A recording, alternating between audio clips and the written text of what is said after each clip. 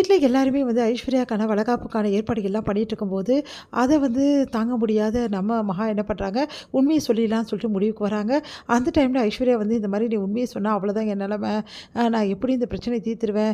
வீட்டுக்கு போனோனே கர்ப்பம் கலைஞ்சுதுன்னு சொல்லிட்டு நாடகம் ஆடி எப்படியும் மறுபடியும் வந்துருவேன். அதனால தயவுசெய்து உண்மைய சொல்லாத.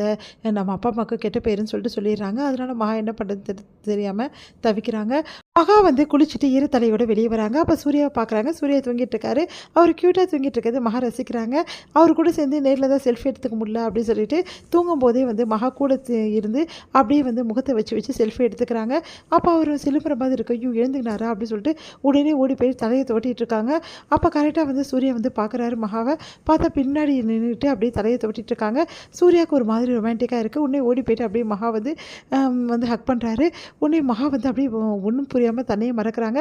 2 பேருமே கொஞ்ச நேரம் தன்னையே மறந்துருக்காங்க.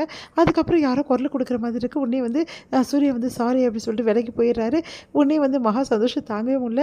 சூர்யா வந்து தன்னை வந்து முதல் முறையா வந்து அவரே ஹக் பண்ணியிருக்காரு அப்படின்னு சொல்லிட்டு அவ்வளோ சந்தோஷப்படுறாங்க மகா. சூர்யா வந்து முழுமையா மாறிட்டாரு. கொஞ்சம் கொஞ்சமா நம்மள ஏத்துக்க ஆரம்பிச்சிட்டாரு. இதுக்கப்புறம் எங்க வாழ்க்கை ரொம்ப நல்லாயிருக்கும். இந்த ஃபங்ஷன் முடிஞ்சோனே சூர்யா கிட்ட வந்து எல்லா உண்மையும் நான் சொல்லணும் அப்படின்னு சொல்லிட்டு யோசிக்கிறாங்க மகா. அடுத்து வந்து இங்க என்ன பண்றாங்க, எல்லா ஏற்பாடும் பண்ணிட்டுருக்காங்க. விழாக்கான எல்லா ஏற்பாடும் பண்ணிட்டுருக்காங்க. அந்த டைம்ல கரெக்ட்டா இந்த விழா நடக்கவே கூடாது. எப்படியாவது ஐஸ்வர்யாவோட கர்ப்பத்த கலைச்சே ஆவணும் அப்படின்னு சொல்லிட்டு, சித்ரா என்ன பண்றாங்க, ஐஸ்வர்யாவுக்கு வந்து இந்த மாரி கர்ப்பம் கலைக்கிற மாத்திரைய வந்து கலந்து குடுக்க சொல்றாங்க. கலந்து குடுத்து ஜூஸ்ல குடு அப்படின்றாங்க. ஜூஸ் குடுக்கும்போது கரெக்ட்டா குடிக்க மாட்டேன், எனக்கு வேண்டாம் அப்படின்னு சொல்லிட்டு சொல்றாங்க வந்து ஐஸ்வர்யா. அந்த டைம்ல கரெக்ட்டா கோடீஸ்வரி வந்து, "நீ என்ன வேணாம் சொல்றது? குடி" அப்படி சொல்லிட்டு அவங்களே வம்பு பண்ணி குடிக்க வைக்கிறாங்க. வேற வழி இல்லாம குடிச்சிடுறாங்க. அப்பா குடிச்சிட்டா இதுக்கப்புறம் எந்த பிரச்சனையும் கிடையாது.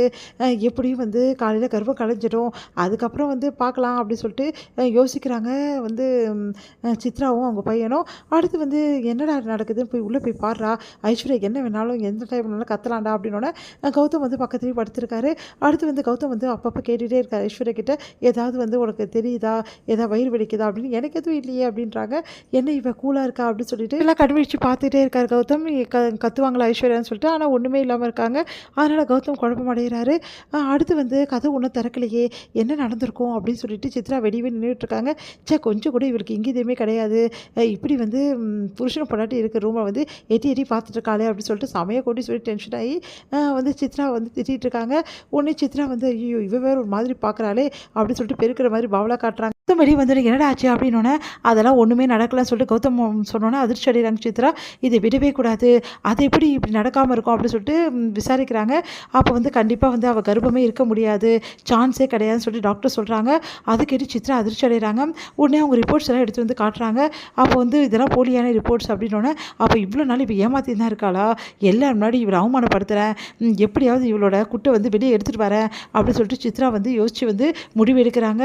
இங்க பிரபா வந்து மனசு கஷ்டப்பட்டு யோசிச்சுட்டு இருக்காங்க. பார்த்தா வந்து என்ன பண்றாரு விஜய் வந்து, நாங்க இருக்கிற ஃபோட்டோவ நானும் அனாமிகா இருக்க ஃபோட்டோவ வந்து நீ தான் ப்ரோ வந்து செலக்ஷன் பண்ணி குடுக்கணும் அப்படின்னு சொல்லிட்டு வந்து குடுக்குறாரு. அத பார்த்து வந்து செமையா டென்ஷன் ஆயிடுறாங்க. இந்த ஃபோட்டோவ நான் செலக்ஷன் பண்ணி குடுக்கணுமா? அப்படின்னு சொல்லிட்டு மனசு கஷ்டப்பட்டு அந்த ஃபோட்டோவ பார்த்து மனசு கஷ்டப்பட்டு அழுதுட்டு இருக்காங்க பிரபா. இதோட முடியுது.